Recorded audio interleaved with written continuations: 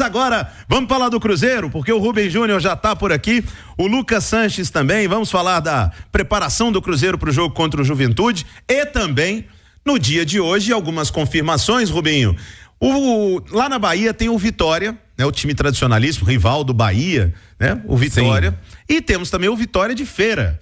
Só que dessa vez foi o Vitória mesmo, da capital de Salvador, que veio aqui fez uma feira no Cruzeiro, Rubinho. Boa noite. O do Barradão. Boa noite, Léo. Um abraço a você, ao Edu, ao Sanches, para quem nos acompanha aqui na turma do bate-bola da Itatiaia, confirmando 6h08. O Cruzeiro que teve, né, nas últimas semanas, nos últimos meses, a gestão do Pedro Lourenço movimentada, quente no mercado, grandes contratações, e a gente já estava pensando e aguardando alguns nomes que perderiam espaço no elenco do técnico Fernando Seabra, até mesmo para dar aquele alívio na folha salarial. E hoje o Cruzeiro, que já havia confirmado a negociação ontem, a Itatiaia trazia no site a matéria do Guilherme Pio no itatiaia.com.br sobre a saída do João Pedro, de 21 anos, atleta, né, que foi revelado na base, teve alguns bons momentos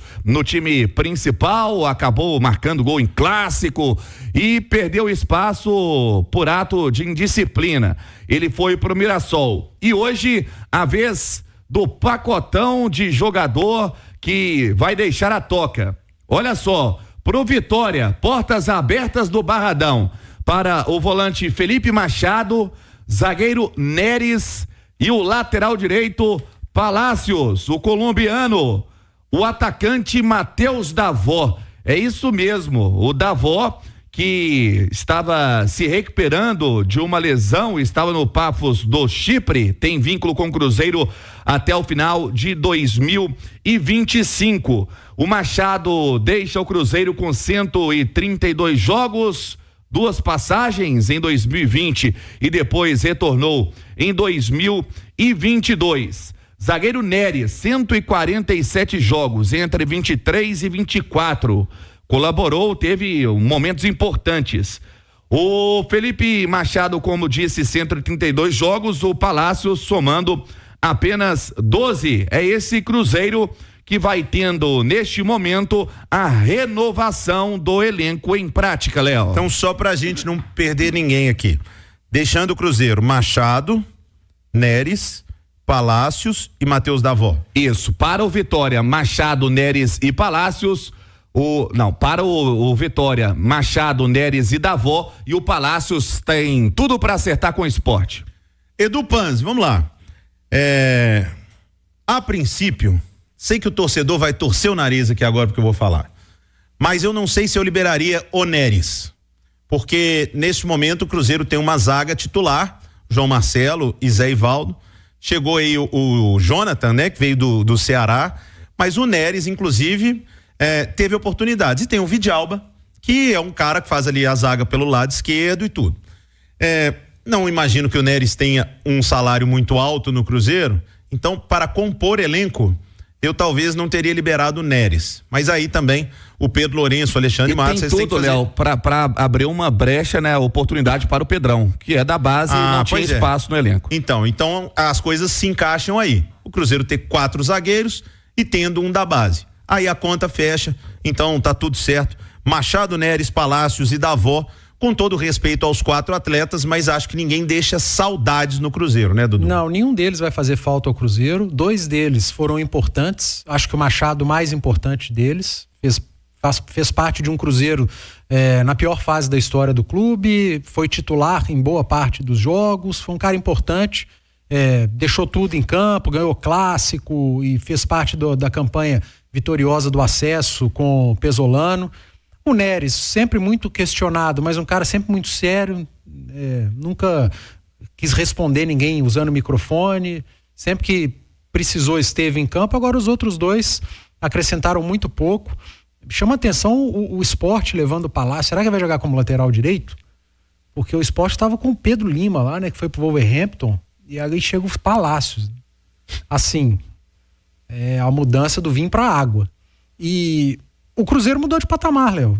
Mudou de patamar. Esses caras, pro Vitória, por exemplo. O Vitória, qual que é o campeonato brasileiro do Vitória? Brigar para não cair. Permanência, né? O Neres e o Machado fizeram um campeonato brasileiro de permanência com a camisa do Cruzeiro e deram conta do recado. E, inclusive, enquanto era a gestão anterior, que o primeiro passo era se livrar de rebaixamento, eles faziam parte desse elenco. Exato, acho que o Vitória vai atrás de jogadores acostumados com essa briga que o clube vai ter. A mudança de patamar gera esse tipo de movimento do clube. Sai essa barca de atletas que não seriam aproveitados, dá um alívio numa folha salarial. É até difícil falar alívio na folha, sendo que ela aumentou tanto, né? Com o investimento que o Pedro Lourenço fez, com os novos reforços, mas ainda assim dá um alívio pro restante da temporada nessa folha. Para falar do jogo de amanhã do Cruzeiro contra o Juventude, vamos saber como é que vem o time gaúcho. O Juventude que trocou de treinador recentemente, Roger Machado foi pro Internacional, Jair Ventura chegou lá, meu querido Lucas Sanches. E aí, se o Juventude já era um time que se defendia bem, imagine agora, Lucas. Boa noite. Boa noite, Léo, amigos ligados na turma do Bate-Bola. E a sequência é boa, tá? São 5 jogos na temporada sem perder, considerando o Brasileirão e a Copa do Brasil. Na Série A, o Papo tá em 12º com 21 pontos e 16 jogos apenas. Tem partidas a menos. O técnico Jair Ventura não vai ter o zagueiro Rodrigo San e o volante Jadson, aquele ex-Cruzeiro, que estão suspensos. O atacante Gilberto, outro que passou pela Raposa, é dúvida por uma pancada na cabeça na última partida. Além deles, também não jogam os atacantes Edson Carioca e Diego Gonçalves, o zagueiro Danilo Boza e o meia Guilherme Castilho, esse ex-Atlético. As voltas são os zagueiros Zé Marcos e o atacante Marcelinho, que estavam no DM. Assim, Léo, provável Juventude do técnico Jair Ventura com o goleiro Gabriel, mais um ex-Cruzeiro, a defesa com João Lucas, Abner ou Ian Souto, Zé Marcos e Alan Ruschel, mais um ex-Cruzeiro. No meio, Kaique, Luiz Oyama e Jean Carlos. No ataque, Eric Farias, Lucas Barbosa e Gabriel Talhari.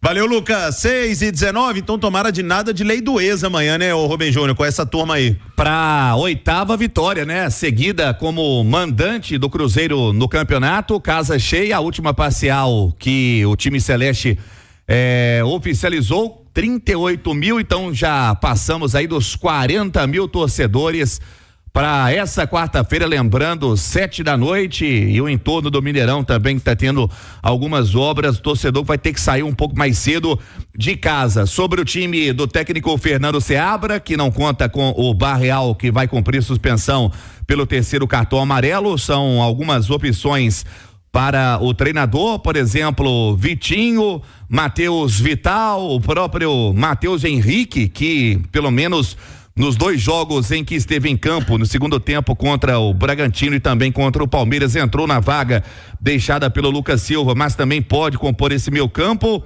O Vitinho também pode ter a oportunidade de ter o seu nome entre os titulares, e o Matheus Henrique, que vai levando essa briga aí com o Lucas Silva, mas pelo que vem produzindo, em breve pode ser titular. E para vaga no ataque do Verón, que está à disposição, mas o Caio Jorge vai brigando para, quem sabe, já ser titular, ele que fez a sua estreia contra o Palmeiras. Léo, o Cruzeiro que vai se desenhando para esse duelo contra o Juventude. Eu tenho uma opinião aqui que eu imagino que o Dupanzi vai discordar. O que é tradicional aqui na turma do bate-bola, né, Edu? Quando eu tô certo, você geralmente concorda. Quando eu tô errado, você discorda. Por aí. Olha só, mas antes de entrarmos nesse debate, deixa eu dar um recado da Rede MC Postos e Conveniência. É isso mesmo, a rede de postos de gasolina mais tradicional de BH, fazendo 50 anos agora em agosto e com mega promoções para você. Inclusive, no Premia tem 5% de cashback. É isso mesmo, sem contar porque atendimento top tem, loja de conveniência espetacular tem, preço bom na gasolina tem, qualidade na gasolina, é claro que tem, e o atendimento é o melhor. Aí não há comparação. Então você tem todos os motivos. Precisou abastecer, tá precisando de algo, aquele chocolate, aquele refri, aquela serva, na loja de conveniência, vai na Rede MC. Como é que eu vou saber, Léo? Um dos 17 postos? Acesse postosmc.com.br ou @redepostosmc.com.br, ou @redepostosmc no Instagram. Edu Panzi, vamos ver se vai concordar comigo. O Barreal está fora. O que eu mais ouço é o povo cruzeirense pedir Matheus Henrique no time. Eu também quero ver Matheus Henrique no time, mas não no lugar do Barreal. Tô certo ou tô errado? No lugar do Lucas Silva. Por quê? Porque se, neste momento, o Seabra pega pura e simplesmente, coloca o Matheus Henrique para jogar na do Barreal, aí ele pode colocar o Lucas para ficar do lado esquerdo, o Matheus Henrique na direita, ele pode fazer isso. Mas ele perde a chegada lá na frente, que ele mesmo já defendeu que o Barreal é capaz de fazer, que é romper o sistema defensivo, que é chegar com mais força, que é chegar batendo no gol. O Matheus Henrique, ele tem aproximação, mas ele não tem a característica do Barreal. O Barreal leva para a linha de fundo, o Barreal bate no gol, o Barreal faz cruzamentos. O Matheus Henrique é um cara de jogo mais trocado, passe, toca e passa, marca um motorzinho. Então, para um jogo em casa, onde o Cruzeiro é simplesmente o melhor mandante do campeonato, eu imagino que para a vaga do Barreal ele precise de um cara que tenha um poder ofensivo maior. E continuaria nessa disputa aí, Matheus Henrique e Lucas Silva, que na verdade é uma disputa física. Quando o Matheus Henrique estiver pronto para jogar, ele vai jogar. Léo, a gente tem que olhar muito também qual vai ser o adversário do Cruzeiro. No caso, o Juventude. É necessário, com a ausência do Barreal, ter mais um jogador de meio de campo contra o Juventude? Ou você pode acrescentar um jogador de ataque? Eu iria com um de ataque. Porque o Seabra jogaram com 3 atacantes no 4-3-3, não é nenhuma surpresa. Não. Ele joga assim, ele jogava assim, né? Até o momento que ele perdeu o seu último centroavante, o Rafa Silva. Ele teve Dineno, perdeu. Rafa Silva perdeu, Papagaio vendido ou emprestado. Então ele ficou sem centroavante. A partir desse momento ele passou a jogar com 2 atacantes e um losango, 4 jogadores no meio de campo. Isso, e o Pereira sendo esse primeiro lá que ficava, ele não tem preocupação de voltar. O Matheus Pereira faz o que ele quiser. Tá certo. Menos ser goleiro. O resto ele pode decidir na hora o que ele quiser. O adversário é o Juventude. Hoje o Seabra tem peças para, se quiser, voltar àquele sistema com 3 atacantes e 3 homens de meio. Ele perde o Barreal, que é um homem de meio. O Matheus Henrique não é o substituto do Barreal. O Matheus Henrique, por característica, entra no lugar do Lucas Silva, concordo com você. Por características, a manter o meio de campo da maneira que vem jogando, o substituto, ao meu ver, seria o Vitinho, do Barreal. Principalmente pelo adversário ser o Juventude. Para manter 4 no meio campo. Não faz sentido você pôr o Ramiro contra o Juventude. Você pode pôr o Vitinho. Mas tem essa questão do Seabra estar pensando talvez num Cruzeiro diferente com os reforços. Ele pode montar o Cruzeiro perdendo o Barreal com um ponta esquerda, pode ser o Arthur, um centroavante, Caio Jorge e um direito, Veron ou Lautaro. Ele pode montar trazendo o Matheus Pereira para jogar com o Mateuzinho e Romero, ou com o Lucas Silva e Romero, se o Matheus Henrique não estiver bem fisicamente. Então são alternativas que o Seabra tem para esse jogo. Eu repito, o adversário é o Juventude. Eu não estou dizendo que o Juventude é ruim. Eu estou dizendo que o Juventude é um time que vai te dar a bola, você vai precisar ter qualidade com a bola e ele vai te contra-atacar. Ele vai aproveitar os espaços que você vai deixar. É assim que o Juventude joga. É assim que ele jogou contra o Atlético, é assim que ele jogou contra o São Paulo e é assim a característica do Jair Ventura em todos os times que ele treina. Então, tem que pensar nisso, colocar mais qualidade. Eu acho que o Vitinho tem essa qualidade ofensiva. Se ele quiser mudar o ataque, colocar 2 pontas e um centroavante, ele vai ganhar qualidade, vai ganhar força ofensiva. E pro Matheus Henrique entrar, eu concordo com você, não seria no lugar do Barreal, seria no lugar do Lucas Silva. 6h26, ô Rubem Júnior, pra gente arrematar o Cruzeiro, tem mais uma aqui. Cruzeiro joga amanhã. A expectativa de público, se ainda tem ingresso. Pela manhã tinha 38 vendido, então ainda já passamos ingresso. O 40. Mas 40. Ainda tem. Tá. Naquela reta final. E lembrando o horário do jogo pro torcedor, que não é o tradicional. Sim, às 7 horas. E olha só, Léo, amanhã a gente pode ter também novidade na lista dos relacionados. O Wallace, né, que foi já liberado pelo departamento de performance do Cruzeiro, já está trabalhando na Toca da Raposa, também o próprio Dineno recuperado de uma cirurgia no pubis. São algumas opções que o técnico Fernando Seabra vai ganhando, além do próprio lateral esquerdo Marlon, que nesta semana já fez o processo de transição para ficar à disposição para os próximos jogos, mas essa lateral que não vem sendo dor de cabeça para o Seabra, porque vem bem o garoto Kaique. Boa, Rubinho, 6h27, Dudu, pra gente fechar o Cruzeiro, 2 aí que o Rubem citou que podem aparecer, claro, uma expectativa gigantesca pro Wallace, né?